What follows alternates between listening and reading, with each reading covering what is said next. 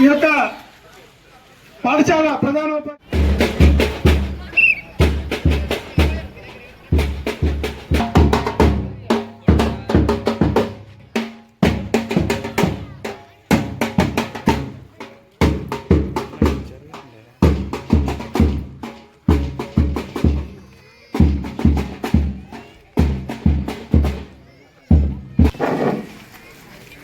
పాఠశాల నూతన విద్యా సంవత్సరం నాగరాజు సార్ గారు స్వాగతం.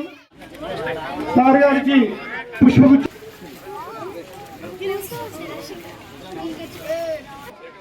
పాఠశాల పునఃప్రారంభ మన జయగిరి పాఠశాలను ఎన్నుకొని మా పాఠశాలకు మాకు ఉత్సాహాన్ని ఇస్తూ ఈరోజు మన పాఠశాలతో ఉన్నత యూపీఎస్ 1 to 7th వరకు ఉన్నటువంటి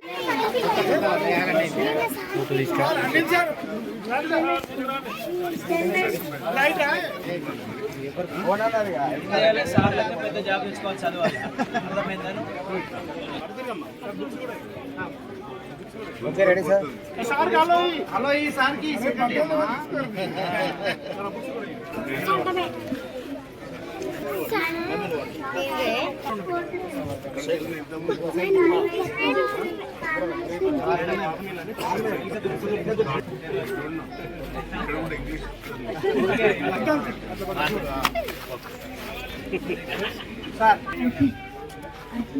అశ్విత్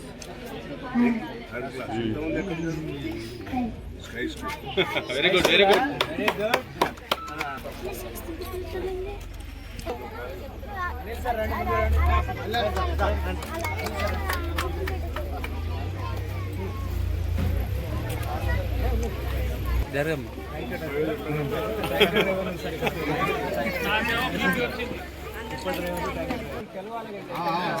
కష్టపడుతున్నందుకు గుర్తింపు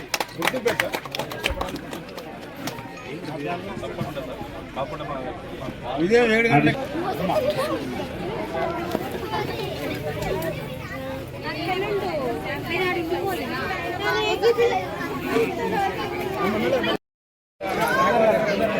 అలాగే ఉన్నాడు.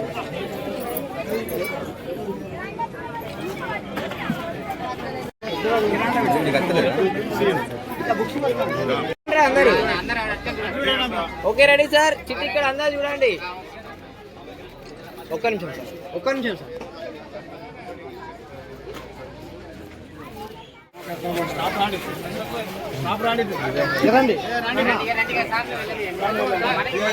పునఃప్రారంభం బడిబాట జయశంకర్ పల్లె బడిబాట కార్యక్రమానికి నన్ను ఆహ్వానించినందుకు మీ అందరికీ హృదయపూర్వక ధన్యవాదాలు. అలాగే వేదిక మీద ఉన్న జయగిరి యూపీఎస్ హెడ్ మాస్టర్ గారు శ్రీధర్ గారు, మరియు మండల ఎంఈఓ రాజిరెడ్డి గారు, MPDO Karunakar Reddy, special officer Venkateswarlu గారు, మా వైస్ చైర్మన్ తిరుపతి గారు, మార్కెట్ డైరెక్టర్ వైస్ చైర్మన్, అలాగే డైరెక్టర్లు జయకర్ అండ్ రాజీవ్ గాంధీ, అలాగే రైతు రాజన్న గారు, మా అధ్యక్షులు గ్రామ అధ్యక్షులు సుధాకర్ అన్న గారు, మన ప్రభాకర్ అన్న గారికి అందరికి కూడా, మరియు పిల్లల తల్లిదండ్రులకు ముఖ్యంగా వారికి అందరికి కూడా నా హృదయపూర్వక నమస్కారాలు. సో జయగిరిలో చాలా సమస్యలు ఉన్నాయి. దయాకర్ చెప్పినట్టు కోతల బెడద ఎక్కువ ఉంది. అప్పుడు కూడా ఎలక్షన్లో మాట్లాడడం జరిగింది. దీన్ని మొన్న కూడా మున్సిపల్ మీటింగ్లో మాట్లాడడం జరిగింది. తప్పనిసరిగా ఆ కోతులను వారి సమస్యల పైన స్పందించి కలెక్టర్ గారు కూడా మంకీ ట్రాప్స్ వాళ్ళను మాట్లాడడం జరిగింది. దానికి బడ్జెట్ కూడా అలొకేషన్ అయింది. త్వరలో ఈ కోతులను కూడా తీసేయడం జరుగుతుంది. ఆ రోజు నేను వచ్చిన రోజు కూడా నాతో వాగ్దానం చేయించుకున్నాను ఎలక్షన్ల రోజు, కోతులు ఉన్నాయన్న బాగా. సో కోతులను తప్పనిసరిగా చేయాలంటే, ఎందుకంటే వాటిని మనం అందరం హనుమంతుని సమానం గుర్తిస్తాం కాబట్టి దాన్ని ఏం అనలేము. మనం కుక్క అనేమో భైరవులు అంటాం, అంటే వాటిని కొట్టలేము, చేయలేము, చంపలేము. కాబట్టి మంకీ ట్రాప్స్ ద్వారా పట్టి ఇక్కడ ఎక్కువ కొండ ప్రాంతాల లాగా ఉండటంలో యాసిలేటెడ్ ఉండటం మిగతా గ్రామాలు పట్టుకొచ్చి ఇక్కడ ఇచ్చిపెట్టిపోతున్నారు రాత్రి రాత్రి. సో అది మనకు చాలా బెడద ఎక్కువ అయిపోయింది.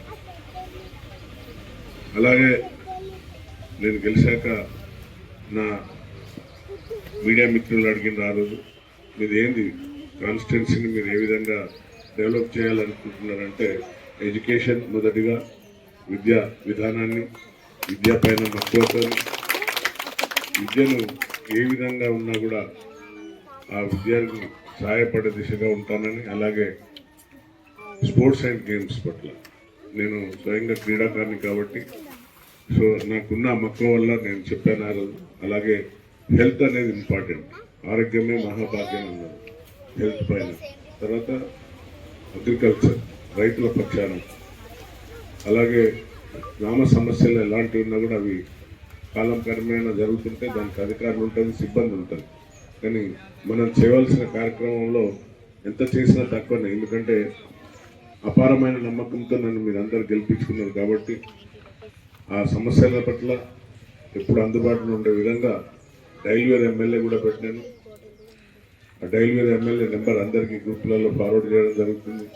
ప్రతిసారి నేను ఎక్కడ మీటింగ్ ఉన్నా సమస్యలపైన చెప్పండి అని నా నెంబర్ రిపీట్ చేస్తుంటా. 8096107107 మన కాన్స్టిట్యున్సీ నెంబరే, 107 మన కాన్స్టిట్యున్సీ నెంబర్.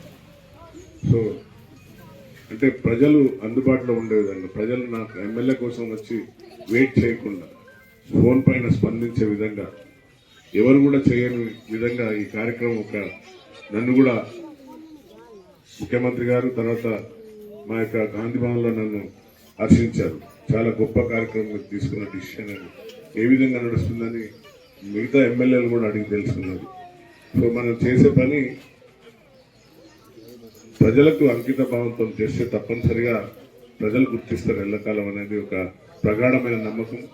అదే విశ్వాసంగా, ఎందుకంటే పోలీసులు 35 సంవత్సరాలు సర్వీస్ చేసినప్పుడు కొన్ని విషయాలలో అధికారులు చెప్పరు, కానీ మనకు pay back to the society అనేది ఒక కాన్సెప్ట్తో పనిచేస్తాను. నేను ఎస్ఐగా ఉన్నప్పుడు, సిఐగా ఉన్నప్పుడు, డిఎస్పీగా ఉన్నప్పుడు, ఎస్పీ కమిషనర్ అయినా కూడా ఎక్కడ వెళ్ళినా కూడా ఏ మండల స్థాయిలో చేసినప్పుడు ఆ మండలాల్లో స్కూల్కి వెళ్ళేవాడిని, హాస్టల్కి వెళ్ళేవాడిని. సో అక్కడ ఏమన్నా హాస్టళ్లలో పిల్లలకి ఏమన్నా ఇబ్బంది ఉంటే ఆ ఇబ్బందులు తెలుసుకొని వాటిని సమకూర్చే దిశగా పోయేవాడిని. అలాగే యువత ఎక్కువ పెడదారి పడుతున్నారు కాబట్టి ఆ రోజులలో వారికి స్పోర్ట్స్ కిట్స్ అందించి గ్రామాలలో వాలీబాల్ అంటే వాలీబాల్, లేక ఎలాంటి వారు అడిగినా కూడా క్రీడా సామాగ్రి కూడా సమకూర్చి యువతను పెడదారి పట్టకుండా చూసేవారు. కానీ ఈ రోజులలో మనకు మీ అందరికీ తెలుసు, గాంజాయి అనే మహమ్మారి ఊరు గ్రామాలలో చివర్లలో యువతను బాగా పూర్ పీపుల్ ఉంటారు, వాళ్ళందరూ కింద పడుకుంటున్నారు. బిడ్డలు 1,25,000 కడితే 15 లక్షల ప్రాపర్టీ, అంటే నేను 1,25,000 జమ చేస్తే 15 లక్షల ప్రాపర్టీ, బంక్ బెడ్స్ అంటారు, బెడ్స్ తెచ్చి వాళ్ళకు నేను ఇచ్చిన. అంటే ఆ కమిట్మెంట్. ఇప్పుడు మళ్ళీ ఐలూరులో పోతే బిడ్డలు కింద పడుతున్నారు. అక్కడ కూడా అమ్మాయిలకి ఫస్ట్ టాప్ ప్రియారిటీ నేను అమ్మాయిలకి ఇస్తాను. సో అమ్మాయిలు కూడా కింద పడుకుంటున్నామంటే వాళ్ళకు కూడా 50,000 స్పోర్ట్స్ మెటీరియల్ ఇప్పించిన. ఇప్పుడు స్కూల్స్ హాస్టల్స్ ఓపెన్ అయింది కదా, సో వారికి కూడా బంక్ బెడ్స్ అతి త్వరలో ఈ వారం రోజుల వాళ్ళకు కూడా 15 లక్షల వర్త్. ఇక్కడ స్ట్రెంత్ ఎక్కువ ఉన్నది కాబట్టి ఎక్కువ కట్టినాం, 2,20,000 కట్టినాం. కడితే దానికి వాళ్ళు కూడా శాంక్షన్ చేసిండ్రు. త్వరలో వాళ్ళకు కూడా బంక్ బెడ్స్ ఇవ్వడం జరుగుతుంది. కాబట్టి దయచేసి మీ పిల్లలను ఇక్కడ హై స్కూల్ వరకు రావాలని నేను కోరుకుంటున్నా. సార్ కూడా ఎంఈఓ గారు కూడా కమిట్మెంట్ ఉన్నారు. సోదరుడు శ్రీధర్ కూడా మంచి యంగ్ అండ్ డైనమిక్గా ఉన్నాడు కాబట్టి ఒక సమాజం పట్ల ఆయనకు ఒక మంచి దృక్పథంతో ఒక సంకల్పంతో ఉంటాడు. కాబట్టి ఈ స్కూల్ను మా నాయకులు అందరూ కలిస్తే తప్పనిసరిగా హై స్కూల్కు శాంక్షన్కు తెచ్చుకుందాం. ఇక్కడ చదివి ఇంకా పిల్లలు ప్రయోజకులు కావాలని అంబేద్కర్ ఒక్కటే చెప్పిండు, చదువుతోనే ప్రపంచాన్ని జయించగలుగుతాం, చదువు ఉంటేనే ఏదైనా శాసించగలుగుతాం, చదువు లేనివాడు మూర్ఖుడు అన్నాడు. మనం అక్కడ పోతాం, చేయిలు చూస్తారు కదా సిల్కన్ పెట్టి బయట కూర్చుంటాడు చెట్టు కింద ఏమంటారు సిల్క చూసి, వాని జాతకం బాగాలేదు, మన జాతకం చెప్తారు. మళ్ళా వాడు ఎవడో ఫోన్లో టీవీలో వస్తాడు, రంగురాళ్ళు ఇస్తాం, నువ్వు ఈ రంగు పెడితే బాగా నీకు లాభం వస్తుంది, లేకుంటే ఇంకేదో పెడితే బాగా వస్తుంది అని అంటాడు. ఏ రంగురాళ్లతో మారదు. తల్లి గర్భంలో 9 నెలలు మనం నవమాసం పెట్టి కష్టపడి పెంచి పెట్టిన తల్లి పుట్టిన రోజే మంచి రోజు. మనకి అంతకంటే గొప్ప రోజు లేదు. మొన్న అక్కడ కూడా చెప్పిన అంబేద్కర్ బాబు, అంతకంటే గొప్ప మంచి రోజు లేదు. ఈ తాయెత్తులు కట్టడం, ఇంకేదో చేయడం, 100 కొబ్బరికాయలు కొడితే SSC ఫస్ట్ క్లాస్ పాస్ అవుతా అన్నాడు. ఇవన్నీ టీచర్ చెప్తాడు, మనం చదువుతాం. ఎగ్జామ్ ఎవరు రాస్తారు? మీరు వచ్చి రాస్తారా? అమ్మ చెల్లె తక్క పిల్లలు ఎవరు రాయాలి? టీచర్ రాస్తారా ఎగ్జామ్? మీరే రాయాలి కదా టీచర్. ఏం పిల్లలు ఎగ్జామ్ ఎవరు రాస్తారు? మీరే రాయాలి కదా. నేను రాస్తాను వచ్చి నీ బదులు సార్ రాస్తాడా? మమ్మీ రాస్తుందా? అన్న రాస్తాడా? తమ్ముడు రాస్తాడా? ఎవరు రాయరు కదా. మరి ఎవరు చదవాలి? So do hard work. కష్టం చేస్తే success is the most key. ఏదంటే హార్డ్ వర్క్. సో కష్టపడి చదవండి. అంబేద్కర్ గారు ఎన్ని డిగ్రీలు చదివింది తెలుసా? చెప్పగలుగుతారు ఎవరు? ఏం సార్ చెప్తున్నారు? దయాకర్ మీడియా మిత్రులు ఎవరన్నా చెప్తారు? 18 డిగ్రీలు చదివింది. ప్రపంచంలో అత్యంత మేధావి అని కొనియాడబడే ఎవరంటే డాక్టర్ బిఆర్ అంబేద్కర్. ఆయన పుట్టినరోజును కూడా ప్రపంచ మేధావిగా గుర్తించారు. అందుకనే ఆయన పుట్టినరోజు మేధావి దినోత్సవాన్ని ప్రకటించారు ఆయన పుట్టినరోజు. కాబట్టి అంత గొప్ప వ్యక్తి. చదువు పైన ఆయనకున్న అంకిత భావం, సమాజం పైన ఆయనకున్న అంకిత భావంతోనే రాజ్యాంగం రాసింది. ఒక 500 ఏళ్ళు ఆలోచించి రాసిన రాజ్యాంగం. ఆ రాజ్యాంగంతోనే ఈరోజు మనందరం స్వేచ్ఛగా ఇక్కడ కూర్చున్నాం. మహిళలకు ఇచ్చవలసిన గౌరవం మహిళలకు ఇవ్వాలి, ఓటు హక్కు కల్పించాలి మహిళలకు, కూలీనాలు చేసే వాళ్ళకు టైమింగ్ ఉండాలి, మరి కూలీ కట్టియాలి, వివాహం చేసుకున్న వాళ్ళకు వివాహం చట్టం తెచ్చిండు. అలాగే ఒకప్పుడు ఆస్తి బిడ్డకు లేదు, కొడుకే అన్నారు, కానీ ఆ చట్టం అప్పుడే రాసిండు బిడ్డకు కూడా సమానం అని. సో ఎంత గొప్ప వ్యక్తి ఆయన. రాజ్యాంగాన్ని పాలించే రాజులు బాగా లేకుంటే ఆ రాజ్యాంగాన్ని కూడా తలగబెడతారు. అంటే రాజ్యాంగంలో రాసిన విధంగా పాలకులు పాలించకుంటే ఆ యొక్క రాజ్యాంగం వేస్ట్ అన్నాడు. కాబట్టి టీచర్ ఉన్న మీరందరూ కూడా మీ పైన చాలా బాధ్యత ఉంది సార్. మీరందరూ కూడా సమాజానికి పిల్లల్ని ఇప్పటి నుండే మొక్కే వంగంది మానే వంగన అన్నట్టు మీ టాలెంట్ను వాళ్ళని గుర్తించండి. ఒకరు మ్యాథ్స్లో పర్ఫెక్ట్ ఉంటారు, ఒకరు సైన్స్ ఎన్వాల్వ్మెంట్లో పర్ఫెక్ట్ ఉంటారు, ఒకరు స్పోర్ట్స్లో పర్ఫెక్ట్ ఉంటారు. ఈ విధంగా వాళ్ళని గుర్తించి వారిని వెలికి తీసి మీరు పైకి పంపించవలసిన బాధ్యత మీకు ఉంది. కాబట్టి ఈరోజు ఈ కార్యక్రమానికి నన్ను ఆహ్వానించిన జయగిరి పెద్దలందరికీ, ఉపాధ్యాయులకు, పిల్లల తల్లిదండ్రులకు, మా యొక్క నాయకులకు అందరికీ, మీడియా మిత్రులకు అందరికీ నా హృదయపూర్వక ధన్యవాదాలు, నమస్కారాలు. చక్కటి డ్రెస్సింగ్, చక్కటి బుక్స్, నోట్బుక్స్ నా దగ్గర కూడా ఉన్నాయి. నేను తేవడం మర్చిపోయినా. నా పుట్టినరోజుకు వచ్చి మా సోదరులందరూ బోకేలు, శాలులు తెస్తే తేవద్దన్నా.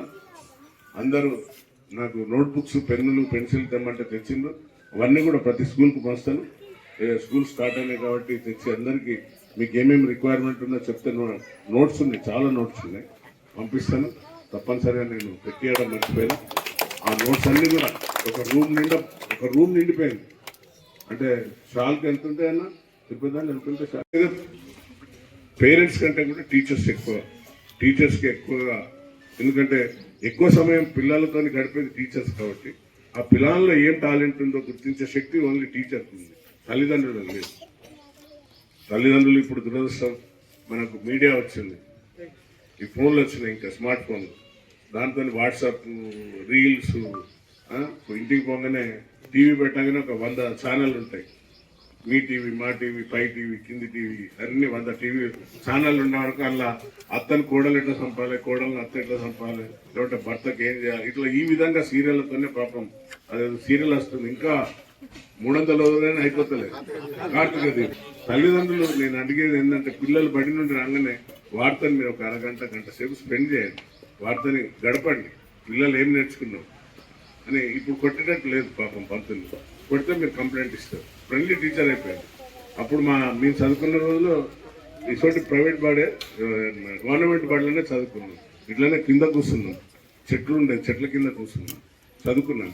చదువుకుంటే అక్కడ ఎట్లా కొట్టేదంటే కొడితే ఇట్లా కొట్టేది. ఇక మా మ్యాథ్స్ టీచర్ ఉండేది, ఇట్లా తిప్పురా అని వాయిల్ బరిగా కాదన్నా, ఇట్లా కంకగడ్డలాగా ఉండేది. నన్ను కొడితే ఏళ్ళు పలిగిపోయేది. ఒక రోజు నన్ను కొడితే ఇక్కడ వేదిక మీద చెప్తాను నేను, మా సంపదరావు సార్ నాకు ఇంకా గుర్తుంది, మ్యాథ్స్ టీచర్ ఏదో తప్పు చేస్తే కొడితే ఏళ్ళు పలిగిపోయింది, ఏళ్ళు బ్లడ్ వస్తుంది. మళ్ళీ పిలిచి తడిగుడ్డ కట్టి సాయంత్రం బెల్ కొట్టినాక ఇంటికి వచ్చినాక నా వెనకాలనే వచ్చిండు, నేను చూసుకోలేదు. నేను లోనిపోయి బుక్స్ పెట్టే లోపల మా నాన్నని కర్పన్ మాస్టర్ అని పిలిచారు. ఆయన వచ్చి, సార్ ఏం సార్ అంటే, కర్పన్ మాస్టర్ గారు ఏళ్ళే తిమ్మాపూర్ సార్ది, మేము మామూలు అది మా క్యాంపస్లో ఉంటుంది.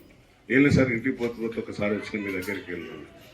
మా డాడీ మా కొడుకేమన్నా గొడవ చేసిండు స్కూల్లో అని అనగానే ఇంకా 2 తన్నాలు వాళ్ళని, ఎక్కడున్నాడు వాడు, అరే అని పిలిచేవారికి భయపడి నేను పోయి మా అమ్మ దగ్గర సంకలు దాకా. అంటే ఆ విధంగా భయం ఉండేది టీచర్ అంటే, ఒక గౌరవం, ఒక రెస్పెక్ట్ టీచర్ అంటే. అలాగే నేను ఎస్ఐ అయినా, 80 మిల్స్కాలను ఎస్ఐగా చేస్తున్నాను. నేను షమ్మన్పేట హై స్కూల్లోనే చదువుకున్నాను. ఒకరోజు మా మిస్సెస్, నేను పెట్రోలింగ్ చేసి వచ్చి పడుకుంటే మా మిస్సెస్ వచ్చి లేపింది, ఏమండి ఇట్లా మీ సారట వచ్చిండు, జనార్దన్ రాజు సార్ అట. గర్జన లేచిన, ఎందుకంటే ఎస్ఎస్సిలో ఆయన దగ్గర ఇంత పెద్ద రూల్ కర్ర ఉండే, తెలుగు పండిత్ వేసి కొట్టేవాడు. నా భయంతో లేచినారే, నేను మళ్ళీ ఒక సెకండ్ ఆలోచన, నేను ఎస్ఐ అయినా కదా ఇందులో ఇవ్వడాలని అని మళ్ళీ తేరుకొని పోయి కూర్చొని, సార్ చెప్పండి అంటే, ఏలే బిడ్డ నువ్వు ఎస్ఐ అయినా కదా, నేను చూసుకోవడానికి వచ్చిన తప్ప నీ నుండి నేను ఏం ఆశిస్తలేనంటే, నన్ను నమస్తే సార్ అని కూర్చోబెట్టి టీ కాఫీ తాగిపించి టిఫిన్ చేయించి పంపిన. అంటే టీచర్లు ఏం కోరుకోవడండి, ఒక నమస్తే కోరుకుంటే చాలు. ఒక నమస్తే కొడితే వాళ్ళు చాలా సంతోషంగా, is my student, IAS officer, IPS officer, లేక ఇంకేదన్నా జాబ్లో ఉన్నాడు, ఎస్ఐలో ఉన్నాడు, సిఐగా ఉన్నాడు, ఇంకేదో జాబ్లో ఉన్నాడు, ఈజ్ మై స్టూడెంట్ అని గొప్పగా చెప్పుకునే ఏకైక వ్యక్తి టీచర్. ఏం ఆశించదు, నువ్వు ఏ ఆఫీస్ పైన టేబుల్ కింద చేపెడతారు. కానీ కాబట్టి మీరందరూ కూడా, మా అమ్మని చెల్లెలను అందరినీ కూడా రిక్వెస్ట్ చేస్తున్నా, మీరు ప్రైవేట్ స్కూల్లో పంపి అప్పుల పాలు కాకండి. వాళ్ళు పోయిన ప్రభుత్వం మొత్తం ప్రైవేటైజేషన్ చేసి చంపేసింది, నాశనం చేసింది ఎడ్యుకేషన్. తప్పనిసరిగా ఈ స్కూల్కు ఫ్యాన్స్, లైట్స్ అన్నీ ఉన్నాయండి, లేకుంటే చెప్పండి. మా నాయకులు అందరూ కూడా నాలాగానే యాక్టివ్ అయిపోయింది, ప్రతి ఒక్కరూ వాళ్ళ బాధ్యత తీసుకుంటున్నారు ఎడ్యుకేషన్ పట్ల. కాబట్టి ఏమైనా పనులుంటే మా నాయకులతో చేపిస్తా, నేను కూడా దగ్గరుండి చేపిస్తాను. గోడ అడిగిండు సోదరుడు, తప్పనిసరిగా గోడ శాంక్షన్ అయింది అనుకుంటాను. రాసిండా? ఓకే. టాయిలెట్స్ కూడా పోయినసారి నా సిడిఎఫ్లో 2 కోట్లు ఖాళీ టాయిలెట్స్కే ఇచ్చినారు. అమ్మాయిలు ఎక్కడ చదువుతున్నారో, అమ్మాయి స్కూళ్ళలో చదువుకున్న హై స్కూళ్ళలో కానీ ఎక్కడ కానీ బాత్రూమ్స్ ఇచ్చిన అన్ని కూడా కట్టింది. బహుశా ఇది మన దాంట్లో అప్పుడు రాలేదు. సో అంటే స్ట్రెంత్ని బట్టి ఇచ్చిన, అప్పుడు high school first top priority high స్కూల్కి తీసుకున్నాను. సో తప్పనిసరిగా ఇక్కడ కూడా నేను ఏం కావాలన్నా కూడా చేయడానికి సిద్ధంగా ఉన్నా. అట్లానే నేను హాస్టల్లోకి ఇప్పుడు పోతున్నా కదా, ప్రతి హాస్టల్కు మనం వచ్చిన అక్కడికి అసన్పర్తికి వచ్చినాను. మనం ఎంత ఇచ్చిన 50-60 వేల స్పోర్ట్స్ కిట్ అమ్మాయిలు అడిగింది, అన్న మాకు ఆడుకోవడానికి బిడ్డలందరూ అడిగింది. వాళ్ళందరూ కింద కూర్చొని తిన్నా. నేను ఎందుకమ్మా కింద కూర్చుంటున్నానంటే, మాకు ఫ్యాన్లు లేవు సార్. సార్ అన్నకండమ్మా, నేను మీ డాడీ లాంటివాడు, అన్న లాంటివాడు అంటే, అన్న మాకు ఫ్యాన్స్ లేవన్నా, అందుకే నాకు కింద బయట కూర్చుంటున్నా అంటే, ఇమీడియట్లీ రైతు రాజన్న, ఇంకెవరు పెద్దన్న ఇద్దరు కలిసిపోయి మొత్తం కలర్ వేసి ఫ్యాన్లు ఫిట్ చేసి, అంటే అలాంటి నాయకులను ఎన్నుకున్నాను.